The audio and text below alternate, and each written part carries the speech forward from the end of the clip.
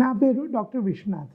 నేను limbs hospital, Shamshabad, Ibrahimpatnam, Kandukur, Kotturu మా limbs హాస్పిటల్లో కార్డియాలజీ విభాగంలో పనిచేస్తున్నాను.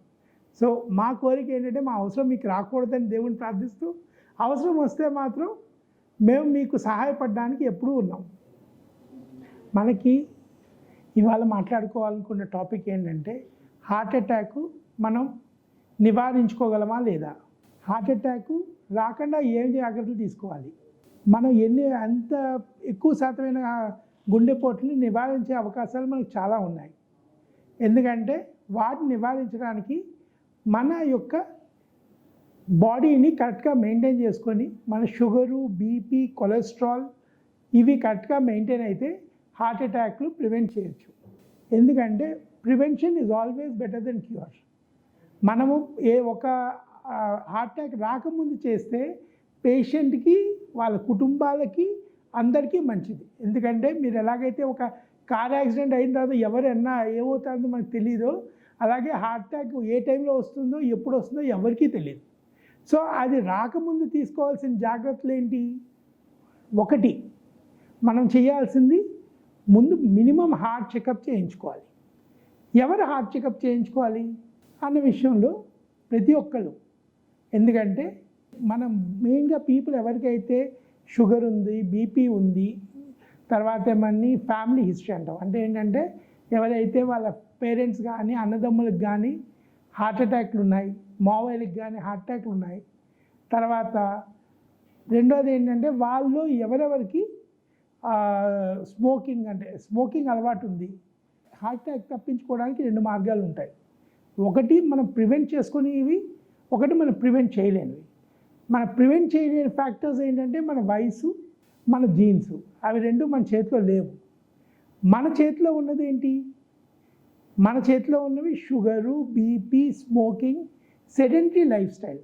సెడెంటరీ లైఫ్ స్టైల్ ఈ కాలంలో చాలా ఎక్కువ అవుతున్నది. ఎందుకంటే మనం అసలు సగం టైం టీవీల్లోని వాటిలోని ఉండడం వల్ల, ఎక్కువ కదలకపోవడం వల్ల, ఇర్రెగ్యులర్ మీల్స్ వలన, వీటి వలన ఏమవుతున్నదంటే సెడెంటరీ లైఫ్ స్టైల్ వచ్చి హార్ట్ అటాక్లు వచ్చే సంకేతాలు, కారణాలు ఎక్కువ అవుతున్నాయి. అన్నిటికంటే దానితో పాటు మన లైఫ్లో ఉన్న స్ట్రెస్ లెవెల్స్, వీటిని అవాయిడ్ చేయాలంటే ఫస్ట్ మన ఏజ్ అనేది ఏంటో తెలుసుకోవాలి. ఏజ్ అన్న వర్డ్ ఇస్ అ కాన్సెప్ట్. ఏంటంటే మనం మామూలుగా పుట్టిన వయసు అనేది ఇంపార్టెంట్ కాదు. అందరూ నాకు 35 ఏళ్ళు వచ్చి నాకు అప్పుడే హార్ట్ అటాక్ వచ్చిందా అని చాలామంది అడుగుతారు. అవును, 35 ఏళ్ళు వచ్చినా ఇప్పుడు మీ దగ్గర ఒక బండి ఉందండి, దాన్ని ఏమని మీరు ఇష్టం వచ్చినట్టు వాడేసి కొన్ని ఏడాది అయిందంటే కుదురుతుందా? దాన్ని కరెక్ట్గా మెయింటైన్ చేసి సర్వీసింగ్ చేస్తే అది సమంగా పనిచేస్తుంది. మనం ఏంటి, మన బాడీకి చేయాల్సిన జాగ్రత్తలు తీసుకోకుండా మనం ఇష్టం వచ్చిన దాన్ని వాడితే మన బాడీ కూడా మీకు బండిలాగే పాడవుతుంది. అది అవ్వకుండా ఉండడానికి మెయిన్ ఏంటి, మనం వేసే ఇంధనం. ఇంధనం అంటే ఏమిటి? మన బాడీలో మన ఇంధనం ఏమిటి? మన తినే భోజనం. భోజనంలో ఏమి తింటున్నాం, ఎప్పుడు తింటున్నాం, ఎలా తింటున్నాం అన్నది చాలా ఇంపార్టెంట్. ఎందుకంటే మనం ఏమి తింటామో దాన్ని బట్టి, what you eat is what you are. మీరు ఏం తింటారో దాన్ని బట్టి మీరు ఏంటి అన్నది తెలుస్తుంది. మీరు బాగుండాలి అనుకుంటే మీరు తినే భోజనం బాగుండాలి. మీరు తినే భోజనం బాగుంటే మీ ఆరోగ్యం బాగుంటుంది. నా కోరిక ఏంటంటే ప్రజలందరికీ మీ ఆరోగ్యం కాపాడుకోండి. ఆరోగ్యమే మహాభాగ్యం. ఎందుకంటే ఆరోగ్యం లేకుండా ఎన్ని కోట్ల ఆస్తున్నా, ఏమున్నా, మీరు ఏమి సాధించినా మీరు చేయగలిగింది ఏమి ఉండదు. Age is equal to moment అంటాం. అంటే ఏజ్ అంటే ఏంటి? ఒక మనిషి యొక్క వయసు.